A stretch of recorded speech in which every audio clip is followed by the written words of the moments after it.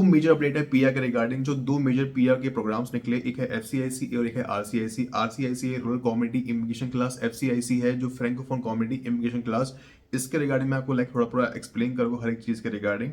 लेकिन ये रियलिटी है कि कनाडा में पीआर लेना आज के टाइम में बहुत डिफिकल्ट हो गया, और पीआर के चक्कर में लोग प्रोविंस चेंज कर रहे हैं, अपनी इंडस्ट्री चेंज कर रहे हैं। एलएमआई खरीदे 50 पॉइंट्स की एलएमआई, 200 पॉइंट्स की एलएमआई खरीदे थे। अच्छा, मैं एक चीज और कहना चाहूंगा इस वीडियो के अंदर, 50 पॉइंट्स की एलएमआई आप खरीद रहे हो, इट्स ओके, अभी मत खरीदना, just a waste of money. जनवरी 2025 में आपके जो पॉइंट्स है वो खत्म हो जाएगी। अभी अगर आपने ऑलरेडी ली हुई है, आपको एम्प्लॉयर ने दिया हुआ है, तो आपका चलता रहेगा, आपका ड्रॉ में नंबर आ जाता है तो वेल एंड गुड है। लेकिन इसे इम्प्लीमेंट नहीं किया गया, मीन्स अभी तक ये रिमूव हुई नहीं है, इसे इम्प्लीमेंट नहीं किया गया है। ये जनवरी में 2025 में रिमूव हो जाएगी। सो अगर आप खरीदने वाले हो तो मत जाना। देखो, कनाडा में मोर देन 100+ पाथवे है in terms of getting into the PR के रिगार्डिंग, चाहे वो पीएनपी के अंदर हो, चाहे वो रूरल स्ट्रीम के अंदर हो, चाहे वो डायरेक्ट पीआर के अंदर हो, चाहे वो एक्सप्रेस एंट्री के अंदर फॉरेन ड्रॉ हो, या कोई कैटेगरी बेस्ड हो, या सीसी के ड्रॉ हो। तो बहुत सारी चीज़ें हैं, बहुत सारे प्रोग्राम्स बनते हैं, बहुत सारे प्रोग्राम्स 3-4 साल बाद, 5 साल बाद खत्म हो जाते हैं। लाइक आरएनआईपी हो गया, लाइक आरसीआईसी हो गया, तो बहुत सारे ड्रॉस है, बहुत सारे प्रोग्राम्स हैं। अभी दो पीआर के प्रोग्राम निकले, एक है एफसीआईसी और एक है RCIC, rural community immigration class, francophone community immigration class. अब इन दोनों में सिनेरियो क्या है और आप इसमें कैसे एलिजिबल हो सकते हो और कैसे आपको इसमें पीआर मिल सकता है, लिसन वेरी केयरफुली।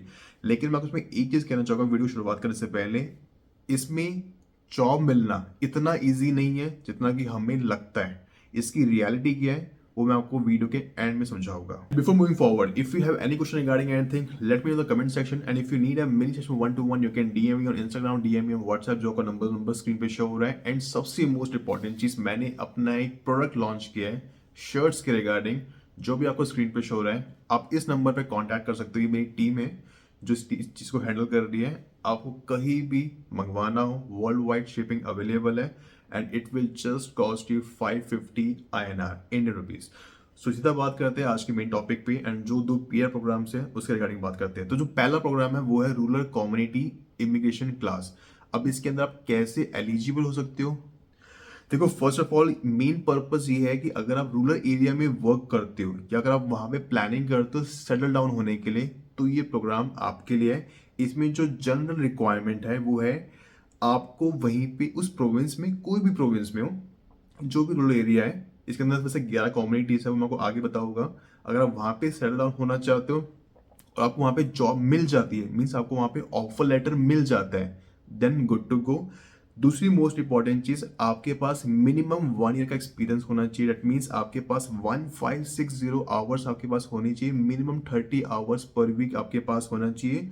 और आपकी जो जॉब है वो फुल टाइम होनी चाहिए, आपकी जॉब सीजनल नहीं होनी चाहिए। अगर सीजनल होगी या पार्ट टाइम होगी, या अगर आपको कभी किसी हफ्ते 40 आवर मिले, किसी हफ्ते 20 आवर मिले, आप फिर भी एलिजिबल नहीं हो। Minimum 30 hours per week, minimum 1 year का एक्सपीरियंस, और आपके पास ओवरऑल 1560 आवर्स होने चाहिए, तभी आप एलिजिबल हो under the rural community immigration class, that means RCIC। दूसरी मोस्ट इंपॉर्टेंट चीज, आपके पास ऑफर लेटर होना चाहिए, means from the designated employer, जो अप्रूव्ड हो economy development organisation, it means EDO in the designated community. जो कम्युनिटी आपको स्क्रीन पे शो हो रही है, अगर आपको यहाँ से किसी भी एम्प्लॉयर से आपको मिलती है जॉब, आपके पास फुल टाइम जॉब है, नॉन सीजनल जॉब है, आपको मिनिमम 30 आवर्स मिल रहे हैं, तो आप एलिजिबल हो। और वो जो जॉब है वो अप्रूव्ड होनी चाहिए बाय द EDO। अगर आपको मैं कैनेडियन लैंग्वेज बेंचमार्क करूँ, सबसे मोस्ट इंपॉर्टेंट चीज ये है कि इसमें आइल्स का या सेल्फपिप का स्कोर इतनी रिक्वायरमेंट ही नहीं है ना, पीटीको की स्कोर इतनी रिक्वायरमेंट ही नहीं है। अब इसके अंदर भी टायर 0, 1, 2, 3, 4, 5 जॉब है, मीन्स आपकी जो जॉब की पोजीशन है वो डिपेंड करती है। अगर आपकी जॉब की पोजीशन टायर 0 और 1 है, तो आपको CLB 6 चाहिए, that means Canadian language benchmark आपको 6 चाहिए। अगर आपके टायर 2 और 3 में आते हो तो आपको CLB 5 चाहिए।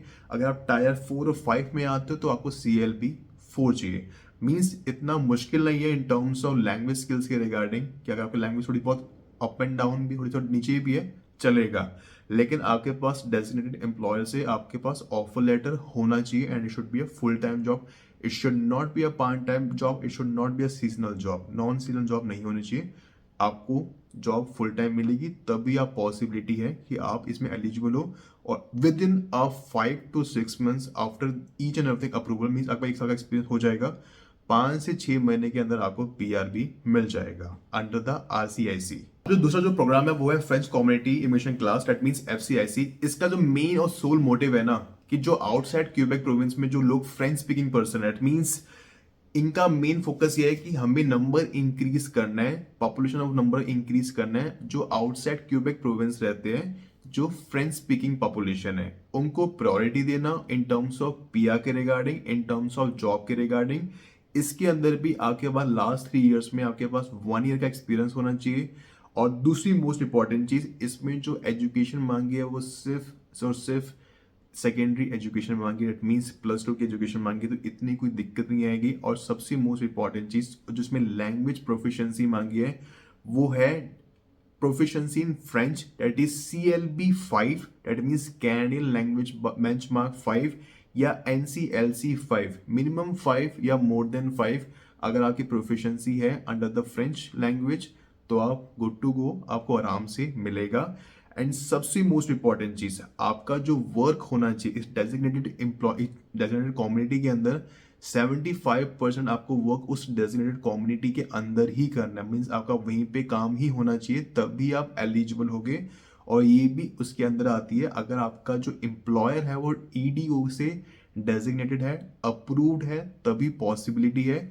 अप्रूव्ड है तभी पॉसिबिलिटी है। मिनिमम 1 year एक्सपीरियंस होना चाहिए, आपके पास CLB 5 होना चाहिए इन द फ्रेंच प्रोफिशिएंसी के अंदर, मिनिमम 5 या मोर देन 5, तभी आप एलिजिबल हो, अदरवाइज आप एलिजिबल नहीं होगे। अब सबसे मेजर क्वेश्चन आता है कि यार कौन कौन सी कम्युनिटी है जो इसके अंदर आती है। अगर आपने मेरी पुरानी वीडियो देखी होगी RNIP के regarding, rural north immigration programme के रिगार्डिंग, तो उसके अंदर 11 कम्युनिटी आती थी, 5 ओंटारियो में, 2 सस्कैचुअन में, सॉरी 1 सस्कैचुअन में, 1 मैनिटोबा में, 2 ब्रिटिश कोलंबिया में और 1 अल्बर्टा में। तो टोटल 11 कम्युनिटीज होती थी। अगर आप इन कम्युनिटीज में अंडर द RNIP में मिनिमम 2 की स्टडी करते थे, even if you have zero experience, आप एलिजिबल होते थे RNIP के अंदर। या अगर आपका मिनिमम 1 year का एक्सपीरियंस है अंडर द डेजिग्नेटेड एम्प्लॉयर के थ्रू, आपका मिनिमम 1 year का एक्सपीरियंस है, 1560 आवर्स, 30 आवर्स पर वीक है, डजेंट मैटर टायर 0 1 2 3 4 5 हो, you are under the RNIP, आप सीधा फाइल कर सकते थे and you will get a PF with in 5 to 6 months after your, जब आप एलिजिबल होते थे। लेकिन RNIP वाला जो स्ट्रीम है ना, अभी वो क्लोज्ड है।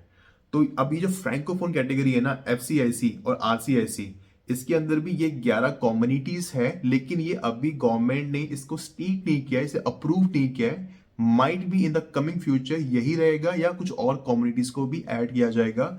इसके अंदर अगर मैं आपको कम्युनिटी बताऊं तो नॉर्थ बे है, सडबरी है, टिमिन्स है, सॉल्ट है, थंडर बे है जो ओंटारियो प्रोविंस के अंदर है, ब्रैंडन है जो मैडो प्रोविंस के अंदर है, जहाँ पे रॉबर्टसन कॉलेज भी है, एक मूसे जो है सस्कैचुअन प्रोविंस के अंदर है, जहाँ पे यूनिवर्सिटी ऑफ सस्कैचुअन का कैंपस भी है, एंड आपके पास वेनॉन भी है जो ब्रिटिश कोलंबिया में, और एक अल्बर्टा के अंदर है।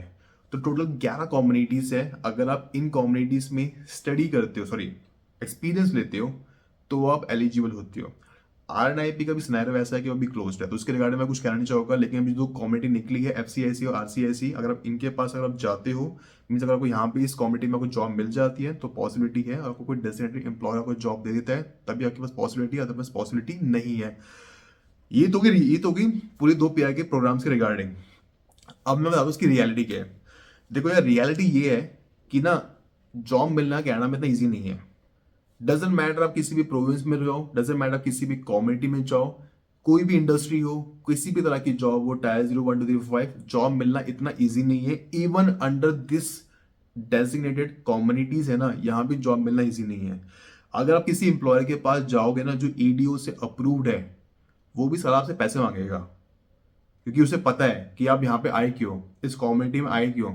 आपका वहां पे मेन मोटिव, वहां पे आपको सेटल डाउन नहीं होना, आपका मेन मोटिव है आपको PR लेना, तो वो आपसे पैसे मांगेगा। और बहुत सारे एम्प्लॉयर्स ऐसे होते हैं जो वहां पे अपना बिजनेस स्टार्ट करते हैं, उनका मेन और सोल पर्पस यही होता है कि हम यहाँ पे बिजनेस स्टार्ट करेंगे और हम लोगों को जिनको PR की रिक्वायरमेंट है उनको प्रॉपर डॉक्यूमेंट्स देंगे और हम उनसे पैसे चार्ज करेंगे। सो अगर आपको मैं रियलिटी बताऊँ ना, क्योंकि मैं इन जैसी कम्युनिटी में, सस्कैचुअन की मूसे जॉ में और मैं ओंटारियो के नॉर्थ बे में रह चुका हूँ, तो आपको मैं रियलिटी कहूँ ना, अपॉर्चुनिटी ही नहीं है, जॉब्स ही नहीं है। जॉब मिलना बहुत मुश्किल है, बहुत मुश्किल है, अपॉर्चुनिटी बहुत कम है। और यहाँ पे ऑलरेडी यूनिवर्सिटी के स्टूडेंट्स भी हैं, उनको पार्ट टाइम भी जॉब नहीं मिलती, तो फुल टाइम जॉब तो मिलना बहुत मुश्किल है। और अगर फुल टाइम जॉब मिलेगी, जैसा कि मैंने पहले कहा, यू हैव टू पे, nothing is free, it's illegal, but उन्हें पता है कि तुम्हें पीआर की रिक्वायरमेंट है, वो तुम्हें कुछ भी फ्री में नहीं देंगे। सो कहने को है कि 2 पीआर की स्ट्रीम्स निकले, 2 पीआर के प्रोग्राम्स निकले हैं, लेकिन अगर आपको रियलिटी कहूँ, जॉब मिलना बहुत मुश्किल है। मैं आपको छोटी सी एडवाइस करूंगा, अगर आपको जॉब चाहिए, अगर आपको पीआर चाहिए ना कनाडा का, इम्प्रूव योर स्किल्स और चूज द राइट कोर्स। अगर आप स्टडी वीजा पे जाते हो, पास का एक्सपीरियंस दिखाओ, क्वालिफिकेशन दिखाओ, या अगर आप एलएमआई पे भी आते हो, हेल्थ केयर में, कंस्ट्रक्शन में, स्किल बेस्ड कोर्स में, तभी पॉसिबिलिटी है आपको पीआर मिलना, अदरवाइज पॉसिबिलिटी नहीं है। या तो लर्न फ्रेंच, और फ्रेंच तभी सीखना जब आपका फोकस हो, जब आप सीखना चाहते हो दिल से। आप पत्थर रख के सीखोगे ना कि जस्ट मेरे को पीआर चाहिए, तो आपको फ्रेंच नहीं आएगी। And it's not easy to learn French, I will tell you the reality. मैंने खुद सीखी हुई है, मुझे खुद भी नहीं आती, सही बताओ तो। अगर आपका दिल नहीं है ना, आप सीख नहीं पाओगे। अगर आपका मन है, आप फोकस्ड हो और मुझे करना ही करना है, सीखना ही सीखना है, तभी फ्रेंच सीखना। And it will take a 1 year, around 1 year आपको लगेगा to learn French, to clear the TCF और TEF exam. TCF TEF exam आप क्लियर पहले भी कर सकते हो 6-7 महीने में, अगर आप एटलीस्ट 8 से 9 घंटे देते हो हर दिन to learn French. So video यही पेंड करता हूँ। If you have any question regarding anything, let me know the comment section. तब तक के लिए good bye, have a great day.